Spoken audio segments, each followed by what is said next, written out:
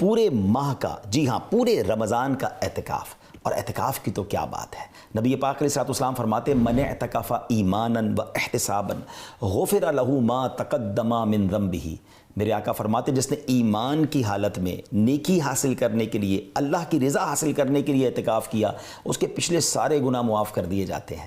سبحان اللہ، 10 دن کا اعتکاف تو سنت موقدہ ہے، مگر پورے مہینے کا اعتکاف یہ دعوت اسلامی کا ایسا کمال کا کام ہے جو لائف چینجنگ ایکسپیرینس ہوتا ہے۔ ہم نے بہت ساروں کو دیکھا جو بدل گئے یہاں آ کر۔ اس بار اگر آپ اپنی زندگی میں ایک شاندار تبدیلی لانا چاہتے ہیں تو زندگی میں ایک بار 1 مہینے کا اعتکاف فیضان مدینہ دعوت اسلامی کے عالمی مدنی مرکز میں ضرور کیجیے۔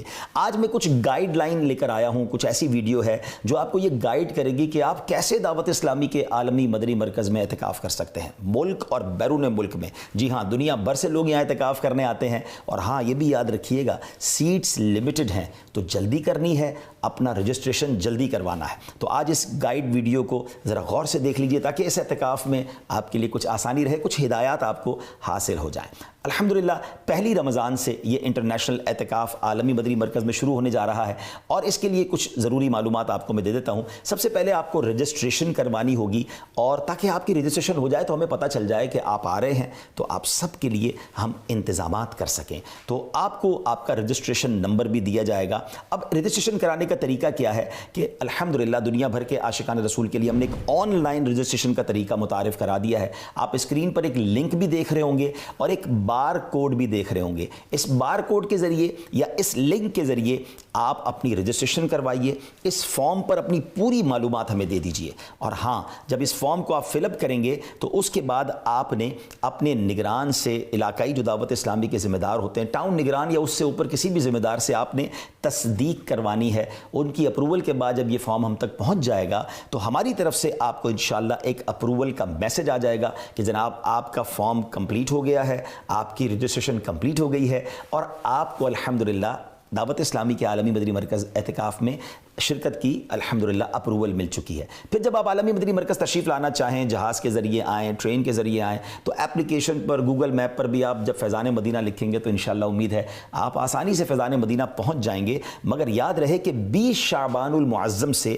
انشاءاللہ یعنی 19 فروری 2025 بروز بدھ سے عالمی مدنی مرکز فیضان مدینہ میں شعبہ رمضان اعتکاف ڈیسک قائم ہو جائے گا، اور اس پر انشاءاللہ تصدیق مجلس کے پاس اب جب جائیں گے تو اپنا کنفرمیشن میسج دکھا کر آپ اعتکاف کارڈ حاصل کر سکتے ہیں۔ یعنی 20 شعبان سے یہ کام شروع ہو جائے گا، اور آپ 29 شعبان تک ضرور یہ کام کر لیجئے گا، کیونکہ 29 شعبان سے ہی باقاعدہ اعتکاف کے حلقوں کا آغاز ہو جائے گا۔ سبحان اللہ۔ اب جب آپ عالمی مدنی مرکز آ رہے ہیں تو کچھ ضروری ہدایتیں ہیں، غور کر لیجئے گا۔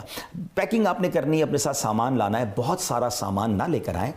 20 سے 30 ڈگری ٹیمپریچر انشاءاللہ امید ہے ان دنوں میں ہوگا، تو بہت زیادہ گرم کپڑے لانے کی ضرورت نہیں ہے۔ اسی موسم کے لحاظ سے آپ اپنے ساتھ سامان لے کر آئیں۔ موبائل وغیرہ ہے تو اس کا چارجر وغیرہ ساتھ لے آئیں، اپنی تمام سفری دستاویزات لائیں، کوئی دوائی استعمال کرتے ہیں تو ڈاکٹر کے مشورے سے اپنی ضروری دوائیں اپنے ساتھ لائیں۔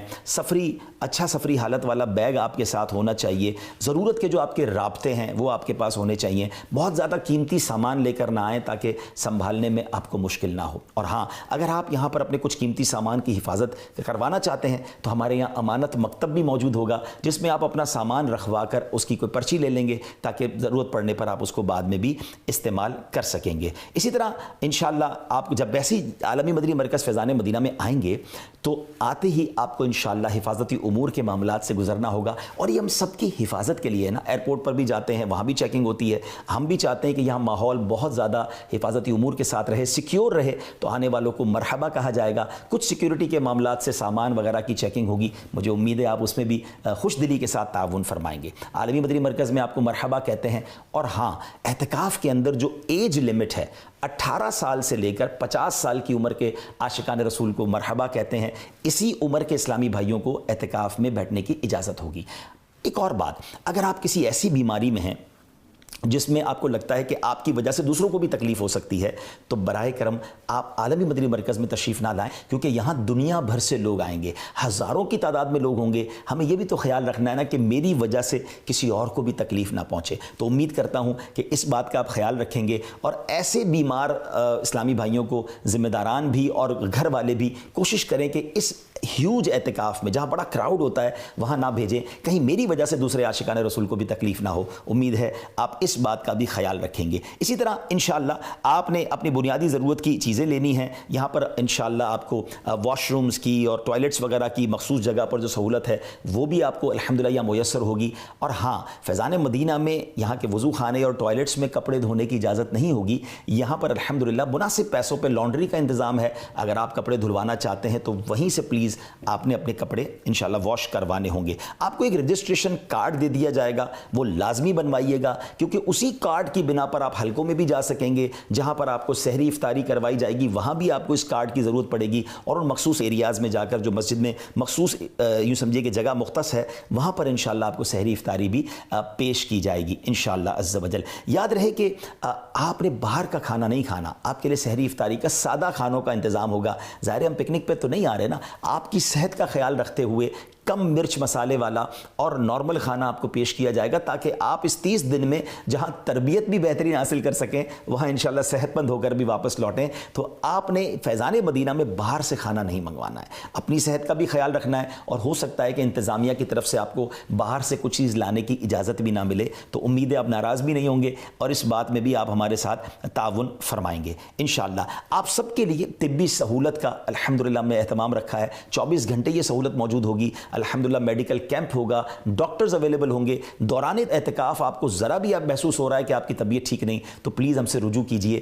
طبیعت زیادہ خراب ہونے سے پہلے ہی اگر آپ ہم سے رابطہ کر لیں گے تو آپ کے علاج کی سعادت بھی ہمیں حاصل ہو جائے گی. یہاں پر الحمدللہ فیڈ بیک کا ڈیسک بھی ہوگا. آپ کو کوئی شکایت ہے, آپ کو کوئی پرابلم ہے, آپ کوئی مشورہ دینا چاہتے ہیں, اسکرین پر بھی آپ نمبر دیکھ رہے ہیں, تو انشاءاللہ اس پر آپ رابطہ کر کے اپنی شکایت درج کر سکتے ہیں, اپنے مشورے اور اپنی سجیشنز بھی ہمیں دے سکتے ہیں الحمدللہ. اور جیسا میں نے بتایا کہ آپ کے سامان کی حفاظت کے لیے بھی ہم نے انتظام تو کیا ہوا ہے, اور امانت ڈیسک بھی ہے, تو قیمتی سامان وہاں جمع کرا کے پرچی لے لیجئے گا تاکہ ضرورت پڑنے پر آپ اسے استعمال کر سکیں. آپ سمجھ سکتے ہیں جہاں ہزاروں لوگ ہوتے ہیں اور ہزاروں مہمان بھی آتے ہیں, تو اس میں بعض اوقات ایسے افراد بھی آ سکتے ہیں جس میں آپ کو آپ کے سامان کے حوالے سے کوئی تکلیف نہ ہو جائے. اور ہاں, اپنے ساتھ نوٹ بک قلم وغیرہ ضرور لائیے گا تاکہ آپ اچھی اچھی باتیں لکھ سکیں, نوٹ کر سکیں, اپنی یادداشت بہترین بنا سکیں. ضرور اپنے نوٹس بنائیں تاکہ واپس جا کر بھی ان باتوں کو پڑھیں گے تو انشاءاللہ یاد بھی رہے گا اور عمل بھی کرتے رہیں گے. اچھی اچھی نیتیں کیجئے اللہ کی رضا کے لیے, علم دین حاصل کرنے کے لیے, ماہ رمضان کی برکتیں لوٹنے کے لیے, اور انشاءاللہ افطار و سحر کی مبارک دعاؤں میں شرکت کے لیے, مسلمانوں کے ساتھ مل کر خوش اخلاقی کے ساتھ اعتکاف کرنے کے لیے عالمی مدنی مرکز فیضان مدینہ آ رہا ہوں. ان نیتوں کے ساتھ تشریف لائیے. مجلس فیضان مدینہ آپ کا استقبال کرنے کے لیے, آپ کو مرحبا کہنے کے لیے منتظر ہے. صلو علی الحبیب صلی اللہ تعالی علی محمد صلی اللہ علیہ وسلم. رحمت کی آخری گھڑیاں چل رہی ہیں, سبحان اللہ. یعنی آپ اگر رمضان کو تھورولی دیکھیں نا تو یہ پورا پیکج ہے کہ کسی طریقے سے میرے بندے بخشے جائیں. رمضان ہے کیا؟ مولا علی شیر خدا کرم اللہ تعالی وجہ الکریم فرماتے ہیں اگر اللہ کو اس امت کو عذاب دینا ہوتا نا تو اس امت کو رمضان اور سورہ اخلاص عطا نہ فرماتا. بھئی اسی ایک روایت سے سمجھ جاؤ نا کہ رمضان کیا ہے, یہ آیا ہی بخشوانے ہیں. اب ذرا پیکج دیکھیں کیا ہے. سب سے بڑا پرابلم ہمارا, ہمیں گناہوں کی طرف کون لے جاتا ہے؟ کون لے جاتا ہے؟ شیطان. ہمارا کھلا دشمن ہے نا, ہمیشہ بہکائے گا, نماز نہیں پڑھنے دے گا, عبادت نہیں کرنے دے گا, ہمارے دلوں میں وسوسے ڈالے گا. جو ہمارا سب سے بڑا دشمن ہے اس کو بند کر دیا, گلی مک گئی نا. اگر دشمن ہی نہیں ہے تو پھر تو مقابلہ ہی ختم ہو گیا. اچھا, شیطان کو بند کیا, جنت کے دروازے کھول دیے, دوزخ کو تالے لگا دیے گئے, اور پھر سبحان اللہ فرمایا کہ روزہ دار کے لیے سمندر میں مچھلیاں, سوراخوں میں چونٹیاں بھی دعائیں کرتی ہیں. نفل کا ثواب فرض کے برابر, فرض کا ثواب 70 گنا کر دیا. روزانہ افطار کے وقت 10 لاکھ گناہگار جہنم سے آزاد کر دیے گئے. اچھا, روزانہ رات رحمت کا فرشتہ ندا دے رہا ہے, آسمان سے آوازیں لگائی جا رہی ہیں, ہے کوئی مانگنے والا اس کی توبہ قبول کی جائے, ہے کوئی مغفرت کا سوالی اس کا سوال. یعنی جو فقیر ہوتا ہے نا وہ سخی کے در پہ جا کر کہتا ہے کچھ دے دو آپ کی مہربانی, وہاں سے خود ندائیں ہیں کہ مانگ لو جو مانگنا ہے. یہ بتاؤ, بخشش کا کوئی بہانہ نہیں چھوڑا گیا ہے. لیکن اگر پھر بھی رمضان میں کوئی نہ بخشا جائے, جو اس مہینے میں بھی گناہ کرے, روزے نہ رکھے, نمازیں نہ پڑھے, ہیں اس مہینے میں راتوں کو گناہ میں گزارے, راتوں میں پھر برے کام کرے, اب کتنی سخت بات ہے کہ تمہارا دشمن شیطان بند کر دیا پھر بھی تم گناہوں سے باز نہیں آ رہے. اب اس میں بھی کچھ لوگوں کو وسوسہ آتا ہے کہ یار جب شیطان بند ہے تو گناہ کیوں ہو رہے ہیں؟ تو اس کی وجہ یہ علماء نے بڑی پیاری مثال دی کہ اگر آپ سائیکل چلائیں اور چلاتے چلاتے بہت دیر تک چلاتے رہے، اس کے بعد پیڈل مارنا چھوڑ دیں، پھر بھی سائیکل کافی دیر تک چلتی رہتی ہے، تو 11 مہینے جو شیطان نے پیڈل مارے نا ہم پر، تو یہ سائیکل کو بریک تو اچھا سائیکل پیڈل مارنا چھوڑ دیں، پھر رکے گی کیسے؟ ایک بار روک دیں، اب نہیں چلے گی، کیونکہ جب تک آپ پیڈل نہیں ماریں گے سائیکل نہیں چلے گی۔ ایسا ہی ہے نا، ہم بریک نہیں مارتے، ہونا یہ چاہیے پہلی رمضان کو ہی بریک لگا دیں کہ بس اب گناہ نہیں کرنے، سارے گناہوں والے دوست دور، موبائل میں سارے وہ تمام گروپ سے ایگزٹ، تمام پیجز سے باہر جو مجھے گناہ کرواتے، بریک تو لگاؤ نا، پھر نہیں ہوگا رمضان میں گناہ۔ اگر بریک ہی نہیں لگ رہا، ہمیں دوست بھی وہی چاہیے، ہمیں موبائل میں بھی وہی دیکھنا ہے، ہمیں جناب معاذ اللہ ٹی وی میں بھی وہی دیکھنا ہے، تو آپ سوچیں رمضان میں گناہ کی پنشمنٹ بھی زیادہ ہے، اس کی سزا بھی زیادہ ہے، مگر لوگ گناہوں سے باز نہیں آتے رمضان میں۔ ایک حدیث سے اس کی سیویرٹی، اس کی سختی سمجھو، ہیں حدیث پاک کا مضمون ہے جو رمضان میں ایک گناہ کرے، ایک گناہ، اس کے 1 سال کے اعمال برباد کر دیے جائیں گے۔ ایسا نہ ہو کہ رمضان میں کروڑوں بخشے جائیں اور ہم اپنی بری عادتوں کی وجہ سے مارے جائیں۔ رمضان کی راتیں گناہوں کے لیے نہیں، عبادت کے لیے ہیں۔ رمضان کھانے پینے کے لیے نہیں، یہ تلاوت اور سجدوں کے لیے آیا ہے۔ تو نمبر 1 اس دعا کو یاد رکھنا کہ نبی پاک نے آمین کہا ہے کہ جو رمضان کو پائے اور اپنی مغفرت نہ کروا سکے وہ ہلاک ہو جائے۔ دوسری کیا دعا تھی کہ یا اللہ جو اپنے والدین کو بڑھاپے میں پائے اور ان کی خدمت اسے جنت میں نہ پہنچائے تو وہ بھی ہلاک و برباد ہو جائے۔ اب سوچئے کہ ہم اپنے والدین کی کتنی خدمت کرتے ہیں۔ جب والدین کی بات چلی ہے نا تو چلیں پہلے میں ہماری امی حضور حضرت خدیجۃ الکبریٰ رضی اللہ تعالیٰ کا بھی کچھ ذکر کر لوں کہ کیا عظیم ہستی ہیں۔ 10 رمضان ان کا یوم وصال ہے۔ کمال کی حدیث سنیے گا، بخاری شریف کی حدیث۔ جب پیارے آقا علیہ الصلوۃ والسلام غار حرا میں تشریف لے جایا کرتے تھے، ایک دن یہ ہوا کہ پیارے نبی رسول ہاشمی علیہ الصلوۃ والسلام غار حرا میں تشریف فرما تھے، حضرت جبریل امین بھی بارگاہ رسالت میں حاضر تھے۔ اتنے میں مسلمانوں کی پیاری امی جان رسول اکرم صلی اللہ تعالیٰ علیہ وسلم کی زوجہ محترمہ حضرت خدیجۃ الکبریٰ رضی اللہ تعالیٰ عنہ دور سے آتی ہوئی نظر آئیں۔ آگے کیا ہوا؟ بخاری شریف کی حدیث سے پاک سنیے کہ صحابی رسول حضرت ابو ہریرہ رضی اللہ تعالیٰ عنہ فرماتے ہیں حضرت جبریل امین نے خدیجۃ الکبریٰ رضی اللہ تعالیٰ عنہ کو دیکھا تو عرض کیا یا رسول اللہ صلی اللہ تعالیٰ علیہ وسلم، یہ خدیجہ آ رہی ہیں، ان کے پاس برتن ہے جس میں کھانا ہے، جب وہ آپ کے پاس پہنچ جائیں تو انہیں اللہ پاک کا بھی سلام دیجئے، میرا بھی سلام کہیے، اور انہیں خوشخبری سنا دیجئے کہ جنت میں ان کے لیے اندر سے خالی یعنی خولدار موتیوں سے بنا ہوا گھر ہے جس میں نہ کوئی شور ہے نہ کوئی تکلیف ہے۔ اللہ کا سلام، جبریل امین کا سلام اور جنت میں گھر کی بشارت۔ جب حضرت خدیجہ نبی پاک کے پاس پہنچی تو پیارے آقا علیہ الصلوۃ والسلام نے فرمایا اللہ پاک اور حضرت جبریل نے تمہیں سلام کہا ہے، تو اس کا جواب دیتے ہوئے حضرت خدیجہ نے کیا کہا؟ ان اللہ هو السلام وعلی جبریل السلام وعلیک السلام ورحمۃ اللہ وبرکاتہ، یعنی اللہ پاک سلام ہے اور حضرت جبرائیل اور آپ علیہ الصلوۃ والسلام پر سلامتی، اللہ پاک کی رحمتیں اور برکتیں ہوں۔ یہ مرتبہ ہے ہماری امی حضور حضرت خدیجۃ الکبریٰ رضی اللہ تعالی عنہا کا، مادر اولین اہل ایمان کی ہے، یہ اس کی بزرگی و پاکیزگی، برگزیدہ ہے رب محمد کی بھی، عرش سے جس پہ تسلیم نازل ہوئی، اس سرائے سلامت پہ لاکھوں سلام، اس کا جبریل ملحوظ رکھے ادب، جنتی گوہریں گھر اسے بخش رب، کوئی تکلیف اس میں نہ شور و شغب، منزل من قصب لا نصب لا صخب، ایسے کو شک کی زینت پہ لاکھوں سلام۔ سبحان اللہ۔ حضرت خدیجہ کا مرتبہ، آپ کا کچھ تعارف بھی سن لیتے ہیں۔ سبحان اللہ، آپ رضی اللہ تعالیٰ عنہ کی کیا شان ہے۔ آپ کی کنیت ام قاسم ہے، آپ کا سب سے مشہور لقب الکبریٰ ہے۔ آپ بہت پاک باز، بہت باہمت، بلند حوصلہ، باعزت، اعلیٰ نسب رکھنے والی اور نہایت عقل مند خاتون تھیں۔ آپ کے اعلیٰ اوصاف و کمالات کی کیا شان ہے کہ زمانہ جاہلیت میں بھی آپ کو طاہرہ یعنی پاکیزہ خاتون اور سیدۃ قریش یعنی قریش کی سردار خاتون کے لقب سے پکارا جاتا تھا۔ اسلام کا اعلان نہیں ہوا، اس سے پہلے کی بات ہو رہی ہے۔ حضرت خدیجہ کا ایک بڑا پیارا لقب صدیقہ بھی ہے۔ نبی پاک علیہ الصلوۃ والسلام نے فرمایا ہذہ صدیقۃ امتی، یعنی یہ میری امت کی صدیقہ ہیں۔ ایک اور خوبصورت بات کہ پیارے آقا کے 7 اولاد ہوئیں، یاد رکھیے گا 7 بچے ہیں نبی پاک علیہ الصلوۃ والسلام کے، 4 شہزادیاں حضرت زینب، حضرت رقیہ، حضرت ام کلثوم اور بی بی فاطمہ رضی اللہ تعالی عنہن، اور 3 شہزادے حضرت قاسم، حضرت عبداللہ اور حضرت ابراہیم۔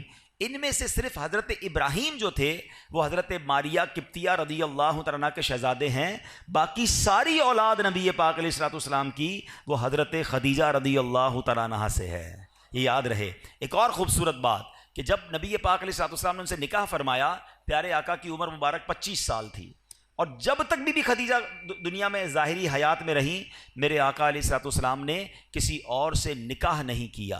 اور ایک اور شاندار بات کہ تمام دنیا کے سیدوں کی، حسنی حسینی سیدوں کی جو نانی جان ہیں وہ حضرت خدیجۃ الکبریٰ رضی اللہ تعالیٰ، 65 سال کی عمر میں 10 رمضان المبارک 10 سن نبوی آپ کا وصال مکہ مکرمہ میں ہوا۔ آج بھی آپ کا مزار جنت المعالی مکہ مکرمہ میں موجود ہے۔ اللہ کریم تربت حضرت خدیجہ پر اپنی کروڑوں رحمتوں کی بارش نازل فرمائے اور ہم سب کو ان کے فیضان سے مالا مال فرمائے۔ آپ ایک رول ماڈل ہیں۔ پیارے آقا علیہ الصلوۃ والسلام کی زندگی کا جو سب سے ٹف ٹائم تھا نا، وہ اسلام کا جب اعلان ہوا تھا۔ اس سے پہلے تو لوگ بڑا پیار کرتے تھے نا، آپ کو صادق اور امین کہتے تھے، مگر جب نبی پاک نے اعلان نبوت کیا تو اس کے بعد اپنے پرائے ہو گئے، جان کے دشمن ہو گئے۔ مگر آپ کی زوجہ حضرت خدیجہ نے جو نبی پاک کو حوصلہ دیا، جو آپ کا ساتھ دیا، پیارے آقا علیہ الصلوۃ والسلام اپنی زندگی کے حیات طیبہ کے آخری لمحات تک حضرت خدیجہ کو یاد کرتے تھے کہ خدیجہ نے مجھے اس وقت ساتھ دیا جب میرا کوئی ساتھ دینے والا نہیں تھا۔ تو یہ بات سیکھنی چاہیے ہماری ماؤں بہنوں کو کہ اگر گھر میں مرد کسی مشکل میں ہے، پریشانی میں ہے، تو ہمیں اس کا ساتھ دینا ہے، تانے نہیں دینے، ٹینشن نہیں دینی ہے۔ اور یاد رکھیں میری وہ بہنیں اور مائیں جو مشکل وقت میں اپنے شوہر کا، اپنے بھائی کا، اپنے والد کا ساتھ دیتی ہیں، وہ اللہ انہیں سکھ کے دن ضرور دکھاتا ہے۔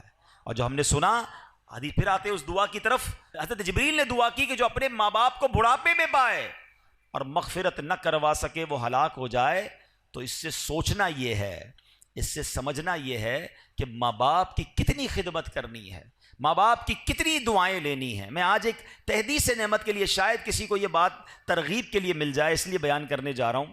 میرے ابو جان تقریباً 30 محرم کو آپ کا وصال ہوا، اللہ پاک ان کی بے حساب مغفرت فرمائے۔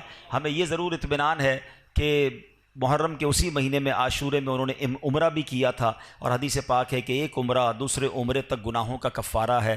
والد صاحب نماز کے لیے گھر سے نکلے تھے اور راستے میں چوٹ لگی، اور اسی چوٹ سے وہ پھر دنیا سے چلے گئے، واپس نہ آ سکے۔ تو جو راہ خدا میں نکلتا ہے، اللہ پاک اس کو اس سے اچھی کیا موت ہوگی کہ نماز کی حالت میں وہ تشریف لے گئے۔ لیکن میں نے یہ سوچا کہ ماں باپ تو چلے گئے، اگر ماں باپ حیات ہوتے تو ہم ان کے ساتھ کوئی افطار تو کرتے نا، ان کی کوئی افطار کی دعوت تو کرتے۔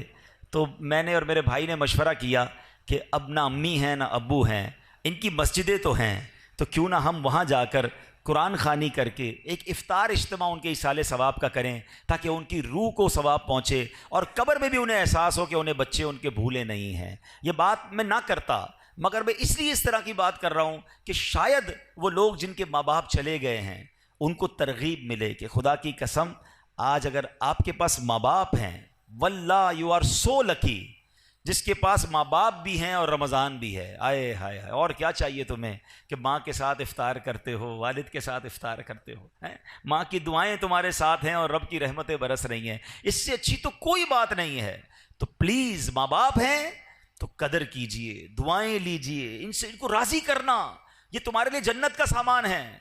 حدیث پاک کا مضمون ہے جن سے ان کے ماں باپ راضی ان سے ان کا رب راضی، اور اگر ماں باپ ناراض تو رب ناراض، انہیں ناراض نہ کرنا، ہمیشہ خوش رکھنا۔ اور اگر ماں باپ چلے گئے ہیں تو انہیں بھولا نہ کرو، کسی نہ کسی بہانے انہیں تحفے پہنچایا کرو۔ ہم کیا تحفہ پہنچا سکتے ہیں؟ اب تو ان کو کوئی پیسے تو نہیں دے سکتے، کوئی سوٹ پیس بھی نہیں دے سکتے، مگر دعائیں تو دے سکتے ہیں۔ ثواب تو پہنچا سکتے ہیں. ہر بندہ اپنی حیثیت کے مطابق کرے. ضروری نہیں کہ آپ بہت بڑا افطار اجتماع اماں جان کے لیے کریں گے تو ہی ثواب پہنچے گا, پوری مسجد بنائیں گے. ہر بندہ اپنی حیثیت کے مطابق. آپ مسجد میں ایک اینٹ لگا دیں اگر آپ کی جتنی حیثیت ہے. آپ 2 کھجوریں کسی کو کھلا دیں کہ یہ میرے ابو کے نام کی ایک کھجور, یہ میری والدہ کے نام کی ایک کھجور. انہیں پتہ تو چلے, انہیں ان کی روح کو احساس تو ہو کہ بچوں نے یاد رکھا ہے, بھول نہیں گئے, بھولی بسری داستان نہیں بن گئے ہم. اور آج آپ اپنے ماں باپ کو یاد رکھیں گے, کل آپ کے بچے آپ کو مرنے کے بعد یاد رکھیں گے. تو یہ سلسلہ آگے بڑھنا چاہیے. ماں باپ کی وجہ سے ہم جو کچھ ہیں آج ہیں. اللہ جو ہمیں عطائیں فرما رہا ہے, انہوں نے دن رات ہمارے لیے دعائیں کی ہیں, تو ہمیں ان کی قبر میں انہیں راحت پہنچانی چاہیے. وقتاً فوقتاً انہیں تحفے بھجوانے چاہیے. عید آتی تھی تو ماں کو سوٹ پیس دیتے تھے نا, ماں کو تحفہ دیتے تھے. اب نہیں دے پا رہے تو کوئی مسجد میں صدقہ جاریہ والا کام کر کے امی کو ثواب پہنچا دیں, کسی غریب کا بھلا کر دیں. نیت یہ کریں کہ میں اپنے ماں باپ کے لیے کر رہا ہوں. آپ کو پتہ ہے ماں باپ کے لیے ایصال ثواب کرنا کتنی بڑی نعمت ہے. جو بچہ اپنے ماں باپ کے لیے حج کرتا ہے نا, یعنی اگر فرض حج پہلے کر لیا, اب نفلی حج کرنے جا رہا ہے اور نیت کرتا ہے کہ میں اپنے والدین کے لیے کر رہا ہوں, تو حدیثوں میں یہ الفاظ آتے ہیں کہ ماں باپ کو تو حج کا ثواب ملے گا, اس بچے کو 10 حج کرنے کا ثواب ملے گا. کمال کی ہستیاں ہیں, ان کی وجہ سے ہمارا ثواب بھی ملٹیپلائی ہو جاتا ہے. تو پھر کیوں انہیں بھولیں, خوب ایصال ثواب کریں, ان کی قبر پر جایا کریں. اور تیسری حدیث پاک کا جو جز تھا, تیسری دعا تھی کہ اللہ کے نبی علیہ الصلوۃ والسلام نے فرمایا کہ جو پیارے آقا علیہ الصلوۃ والسلام کا نام نامی سنے اور درود پاک نہ پڑھے وہ بھی ہلاک و برباد ہو جائے گا. تو خوب درود پاک پڑھیں, خوب درود پاک پڑھیں. اس مہینے میں درود پاک پڑھنے کی عادت ڈالیں. علماء نے یہ بڑا آسان کر دیا ہمارے لیے کہ اگر ہم کبھی نبی پاک علیہ الصلوۃ والسلام کا نام سنیں اور درود پڑھنا بھول گئے تو علماء کہتے ہیں دن میں ایک مخصوص تعداد میں درود پاک پڑھ لیا کرو, 100 بار, 200 بار, 300 بار. تو پورے دن میں جتنی بار بھی نام نامی سنا ہوگا, لیا ہوگا, درود نہیں پڑھ سکے, تو اب جو یہ پڑھو گے یہ پڑھنا قائم مقام ہو جائے گا. تو اللہ کریم سے میں دعا کرتا ہوں کہ رب کریم ہمیں ماہ رمضان کی قدر نصیب فرمائے, اپنے والدین کی قدر نصیب فرمائے, ہمیں درود پاک کی کثرت کرنے کی توفیق عطا فرمائے. رمضان میں تراویح میں جی نہ چرایا کریں. کچھ لوگوں کو دیکھا ہے شروع میں 3-4 دن آتے ہیں پھر غائب ہو جاتے ہیں, یا 2-5 روزہ 10 روزہ تراویح پڑھ کے سمجھتے ہیں تراویح معاف ہو گئی ہے. تراویح سنت موقدہ ہے. آپ کو پتہ ہے تراویح کا ثواب کتنا ہے؟ رمضان میں ہر سجدے پر اللہ کریم 1500 نیکیاں عطا فرماتا ہے. ہر سجدے پر جنت میں سرخ یاقوت کا ایک گھر عطا کیا جاتا ہے. ہائے ہائے ہائے, اتنی اللہ نے رحمتیں آسان کر دی. پھر ہم تراویحوں سے بھاگ جاتے ہیں. تراویح بھی پڑھیں, نوافل بھی پڑھیں, تہجد بھی پڑھیں, اللہ توفیق دے اشراق چاشت بھی پڑھیں, رغبت کریں. یہ وقت آیا. آپ کو پتہ ہے پچھلے رمضان میں کئی لوگ ہمارے ساتھ تھے, کیا پتہ اور آج نہیں ہے, کیا پتہ اگلے رمضان میں ہم نہ ہوں. تو اس رمضان کو اپنا آخری رمضان سمجھیں اور خوب عبادتیں کر لیں. یہ بخشوانے آیا ہے تو کر لیجئے جتنی نیکیاں کرنی ہیں. اور آخر میں عرض یہ ہے کہ اس مہینے میں سخاوت بھی کیجیے اپنی حیثیت کے مطابق. اپنے غریب رشتہ داروں کی مدد کیجیے, دیگر مسلمانوں کی مدد کیجیے. اور اس کے بعد میری گزارش ہے اپنی دعوت اسلامی کا بھی ساتھ دیں. اللہ پاک عمل کرنے کی توفیق عطا فرمائے. اللہ پاک اس مہینے کی برکتیں ہم سب کو نصیب فرمائے. صلو علی الحبیب صلی اللہ تعالی علی محمد صلی اللہ علیہ وسلم. الحمدللہ رب العالمین والصلاة والسلام علی خاتم النبیین. یا ارحم الراحمین یا ارحم الراحمین یا ارحم الراحمین. یا ربنا یا ربنا یا ربنا یا ربنا یا ربنا. اے رب کریم ہماری زندگی میں جو ٹوٹے پھوٹے نیک اعمال ہیں میرے مالک, ان تمام اعمال کا ثواب سرکار دو عالم نور مجسم صلی اللہ تعالی علیہ وسلم کی بارگاہ میں ہدیتاً تحفتاً عقیدتاً پیش کرتے ہیں, قبول فرما. پیارے آقا کے وسیلہ جلیلہ سے تمام انبیاء کرام, تمام صحابہ کرام, بالخصوص ازواج مطہرات ہماری امی حضور حضرت خدیجۃ الکبریٰ رضی اللہ تعالی عنہا, تمام شہدائے کربلا, شہدائے بدر, شہدائے احد, والدین مصطفیٰ کی ارواح کو پیش کرتے ہیں, قبول فرما. اے رب کریم تمام اولیاء کاملین خصوصاً بالخصوص پیران پیر, پیر دستگیر شیخ عبد القادر جیلانی رحمۃ اللہ تعالی کی روح مبارکہ کو پیش کرتے ہیں, قبول فرما. اے اللہ سیدی اعلیٰ حضرت کو اس کا ایصال ثواب پیش کرتے ہیں, قبول فرما. تمام مسلمین, تمام مسلمات, بالخصوص میرے مرحوم والدین, دادا دادی, نانا نانی, تمام رشتہ دار اور یہاں جتنے اسلامی بھائی موجود موجود ہیں اللہ ان میں سے جن کے والدین دنیا سے چلے گئے، والدین میں سے کوئی ایک، اے اللہ ان کو اس کا ثواب پیش کرتے ہیں قبول فرما۔ اے اللہ بخشے جانے والوں میں ہمارا نام بھی شامل فرما دے۔ اے اللہ آج ہماری بھی مغفرت فرما دے، ہمارے ماں باپ کو بخش دے، ہمارے بھائی بہنوں کو بخش دے، ہمارے بیوی بچوں کو بخش دے۔ اے اللہ سرکار علیہ الصلوۃ والسلام کی ساری امت کی بخشش فرما۔ ربنا تقبل منا انک انت السمیع العلیم وتب علینا یا مولانا انک انت التواب الرحیم وافوض امری الی اللہ ان اللہ بصیر بالعباد لا الہ الا انت سبحانک انی کنت من الظالمین۔ اے اللہ بیماروں کو شفا عطا فرما، قرض داروں کے قرضے اتر جائیں، بے اولادوں کو نیک اور صالح اولاد عطا فرما، ہم سب کو اسی رمضان میں مکہ مدینے کی حاضری عطا فرما۔ وصلی اللہ تعالی علی خیر خلقہ محمد وآلہ وصحبہ اجمعین برحمتک یا ارحم۔